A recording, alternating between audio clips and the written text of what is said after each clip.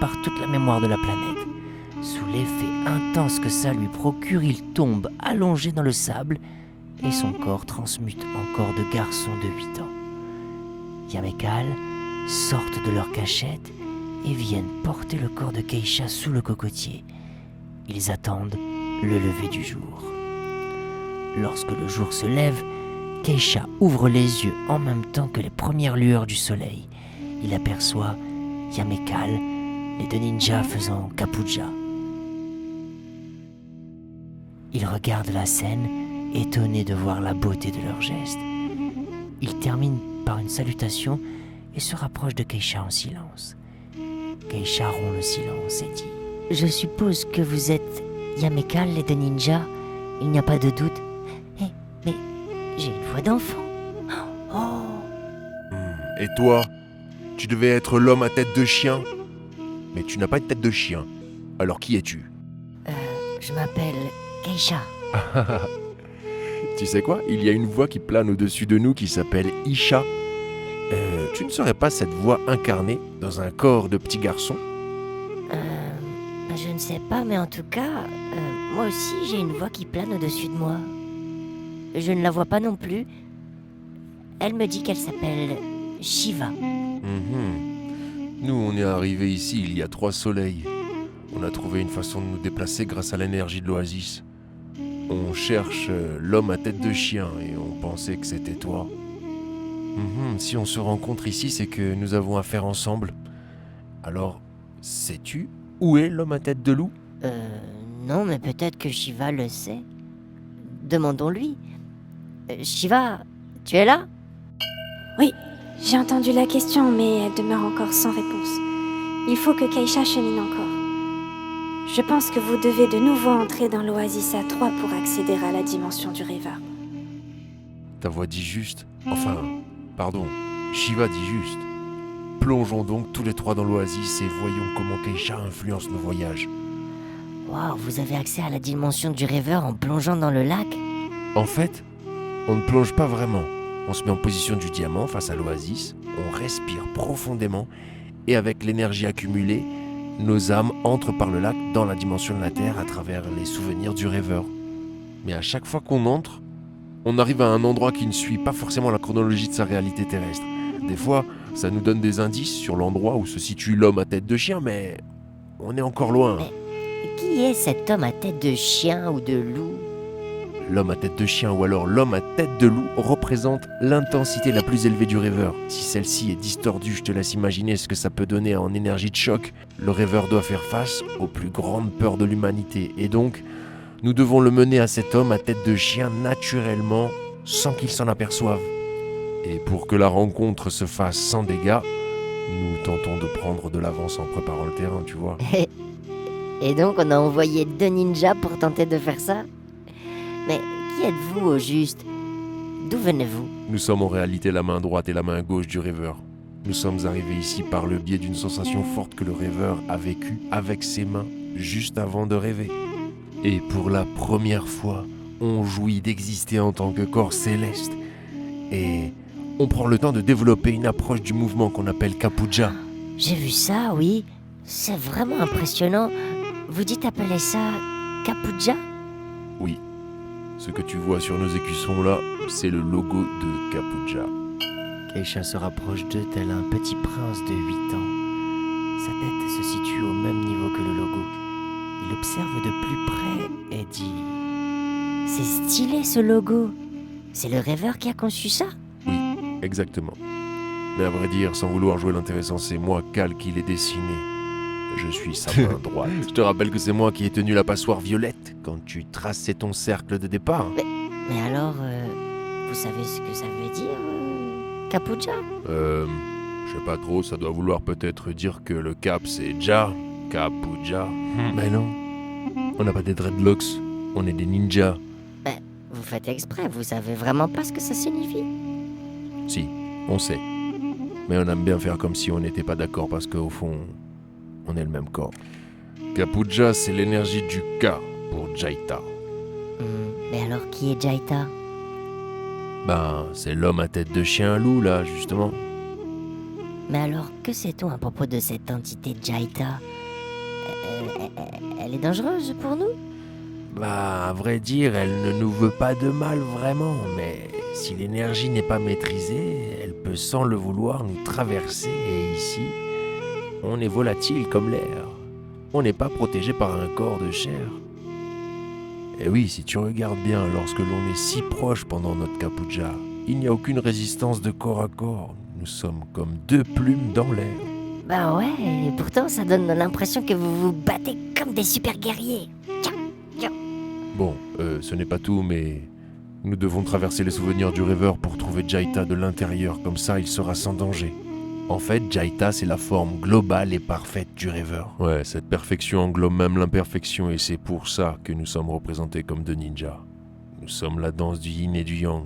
Toi, tu pourras jouer le rôle de l'esprit dans nos voyages, j'en suis sûr. C'est ce que tu as fait quand tu t'es réveillé et que tu nous as vu pratiquer Kapuja. Tu jouais le rôle de l'esprit déjà, car tu nous as observés, sans intervenir. Alors peut-être que tu as été envoyé par Jaita comme un ange, mais que tu ne t'en rappelles plus. Et oui, pour qu'on voyage en jeu. À l'intérieur du jeu, quoi. Ah, bah c'est pour ça qu'on croyait que tu étais l'homme à tête de loup. Nous l'avons appelé et tu nous apparais dans cette dimension avec une tête de petit bonhomme. On dirait le petit prince dans le désert, pas un loup. Shiva prend part au débat et intervient. Le jeu est un symbole, les ninjas. Il est là pour que vous pratiquiez l'alchimie de la dualité, et Keisha est l'outil d'expérimentation de l'esprit comme je le suis pour vous, mais lui est dans la même dimension que vous. Keisha est aussi dans la dimension de Mikazo, en position du lotus. Et vous étiez en posture du diamant quand vous êtes arrivé dans le désert. C'est donc que vous agissez comme un diamant, donnant sur les souvenirs du rêveur. Keisha sera la lumière de ce voyage. Et le fait que je sois en posture du lotus me fait donc pousser à l'intérieur du rêveur? Oui, c'est ça, Keisha. Mais aussi pour ton passage entre la dimension de Mikazo et Ilanta, il a fallu inverser la polarité et éprouver le mouvement du 8 dans ton corps. Le mouvement du train de l'infini. C'est pour cela que tu as un corps de 8 ans ici. Ça fait de toi l'ingénieur de ce train, mais pour ça, il faut encore cheminer, Charan. Eh bien alors, cheminons, et allons voir ensemble le souvenir prochain de cette oasis. Cal fait sa signature de main droite et aussitôt Yam fait celle de main gauche. Ils s'apprêtent à voyager ensemble dans l'oasis et nous sommes sur Radio Eden Rock, la radio de l'instant, pendant que Keisha se met à faire la technique du Shai face à l'énergie de Yam et Cal. Les mains des ninjas, elles, sont jointes au cœur. Alors, Keisha, il me semble que tu t'es entraîné à respirer sur Terre. Alors, tu vas tenter de suivre notre flux à moi et Yam. Nous allons nous mettre sur la fréquence du rêveur. Pour nous, c'est facile, on fait ça comme une main droite et une main gauche. Pour toi, c'est un truc niveau ninja expérimenté.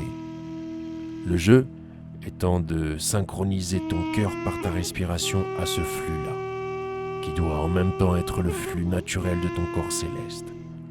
C'est pour ça que nous allons respirer ensemble pendant quelques minutes. Puis tu le sentiras à un moment. Nous aurons les mêmes visions. Et c'est là que nous viderons nos poumons à fond et dans une inspiration commune et complète. Nos énergies ne feront qu'une et nous plongerons en rétention poumon plein dans l'oasis du temple du rêveur. Ils se regardent en silence et les ninjas se mettent en posture du diamant et Keisha, lui, en posture du lotus. Ils commencent avec des respirations longues en 10 temps sur l'expire, puis sur l'inspire. B2 me dit que le tempo se rapproche de 61 battements par minute. Leurs cœurs commencent à se synchroniser. Ils ont alors une première vision commune, celle d'un bébé dans son berceau. Ils savent que c'est le moment, ils expirent à fond, puis inspirent à fond, et leurs âmes plongent en même temps dans l'oasis. Pendant leur apnée, Yam et Cal ont le point de vue des mains du bébé de 2 ans, et Keisha, lui, a le point de vue de l'esprit du bébé. C'est bizarre. J'ai l'impression que je ne peux avancer plus proche de vous. Moi, je peux rien te dire, je suis contre son cœur, face contre le lit. Eh bien, moi je vois en effet comme des plumes. En fait, ce sont des ailes. Comme un ange qui le protège. Ou plutôt un gros dodo bleu. C'est bizarre. Je vois du point de vue intérieur de l'entité. Tiens, je vois qu'il bouge. Il ouvre ses ailes comme pour t'accueillir. Alors tu peux entrer, Keisha. Ne voyant pas de son point de vue de l'esprit, fait confiance et avance de nouveau vers le bébé. Plus il se rapproche du bébé, plus il voit une lumière qui se propage de lui. Cette lumière le transforme en clé dorée qui vient se positionner au-dessus de la tête du bébé. Le bébé ouvre les yeux et ils entendent une voix. Voici l'énergie du Ka, l'élixir de la vie avec lequel tu vas créer le grand œuvre. Cette énergie est là. Elle dort en toi depuis que tu es là sur Terre. Cette clé que représente Keisha est une clé qui ouvre la voie du Seigneur en toi. Yamekal sont les gardiens du temple de l'univers. Petit homme, fais un avec la lumière.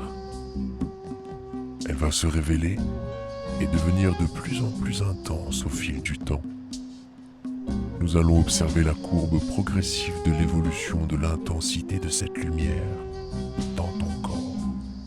Tu vas être le garant de l'équilibre de tes chocs et de tes charmes dans l'évolution du petit humain Yang, né à 11h30 sous le signe de la balance. Cette énergie s'appelle aussi Kundalini. Elle t'apporte l'énergie de l'éternité lorsque tu bouges cette énergie comme un ninja bouge son sabre. Tu apprendras à la cultiver avec ta curiosité liée à tes sensations physiques, car c'est toi l'épée. Et, comme diraient les Jinka, Jofinutri. Le bébé tend ses mains vers la lumière puis il se met à trembler. Yamekal, vivant la scène de l'intérieur du corps du bébé, ressentent comme des décharges de gros chatouilles en eux. Le bébé commence à faire un capujadoa. Son corps lévite et se pose délicatement à l'extérieur du berceau sur le tapis. Le bébé pose ses 2 mains au sol et dit Sokorom, j'ai enfin réussi à sortir de la limite des parents du berceau. Yamekal, vous êtes vraiment extraordinaire. Sachez que je ne peux que créer le lien avec vous lorsque je suis en dehors du périmètre du berceau. En dedans, mes rêves sont comme filtrés par l'énergie de la matrice actuelle. Il nous faut continuer avec cette même polarité et puis l'inverser au moment où le père viendra me remettre au berceau. Les 2 mains du bébé font 2 sortes de ronds avec les index et les pouces. Le père ouvre au même moment la porte et voit le bébé au sol. Il s'empresse de le ramasser. « Oté Marijo, le maman il est à terre !» La mère arrive alors paniquée. Mais comment il a fait ça, t'es... Le père poursuit en le remettant dans le berceau, disant d'un bon français le bébé, tu vois, était allongé sur le dos comme ça, et en poussant le matelas avec ses pieds comme ça, le fait remonter sur le bord. Ensuite, Ludovic se met assis comme ça sur les barreaux du fond, et en même temps, il s'allonge sur le matelas plié, puis il arrive à attraper le bord haut du barreau et tire sur ses bras comme ça, et en basculant de l'autre côté, il refait tomber le matelas à plat dans le berceau, et lui, il lâche et tombe sur sa couche. Il roule doucement sur le dos et quand je suis arrivé dans la chambre, il était sur le ventre sans pleurer. Sinon ça, j'y fous pas moi. Oh, t'es belle, Daniel, c'est pas possible ça. Ça l'œuvre de l'Esprit Saint, ça. Et arrête avec ton l'Esprit Saint là donc. Bon, je reste avec lui. On dirait qu'il est calme. Il va se rendormir. Keisha laisse l'air sortir de ses poumons et en inspirant, ouvre tranquillement les yeux et voit Yamekal lui faisant le signe de l'index et du pouce collé, l'un de la main gauche et l'autre de la main droite. Tu tiens hyper longtemps en apnée, c'est incroyable. Du coup, on a quand même tout vu, mais ni Cal ni moi ne pouvions te parler à la fin. Mais alors, qui était donc cette voix ? Mais il a parlé de l'énergie du Ka et aussi des Jinka. Mais surtout toi, Keisha, c'est Sokorom, tu t'es transformé en clé en or. Oui, et il a parlé de la Kundalini. Nous faisons une bonne équipe. Vénérable Keisha, nous sommes agréablement surpris de vos capacités alchimiques. Oui, je suis la clé de Isha, et nous l'avons déversée dans le corps du rêveur. Eh bien voilà, c'est bien, il sera prêt pour rencontrer l'homme à tête de loup. Bon, les amis, il nous faut nous concentrer sur les autres souvenirs. Keisha a vraiment du potentiel. Le vent se met à souffler et une petite tornade se forme sur le sable. Ils ils entendent la voix de Misha.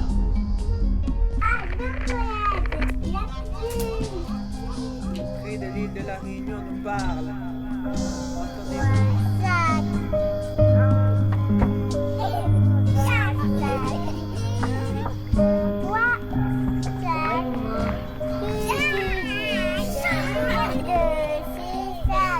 Dans mon cœur.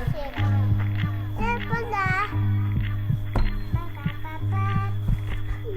La pime. Allô? Coucou. Maman, papa, ça soupe de feuilles. Une salade. Et pipi dans le jardin. Mais j'ai 2 ans. Titi, maman. Ici, Disney, Gaïa, Bravo, Luan, Iki, Papa, Disney, feuille d'or. Maman, Disney, la plume dans cuisine. Papa, gâteau. Maman, mais suis. Papa, bleu.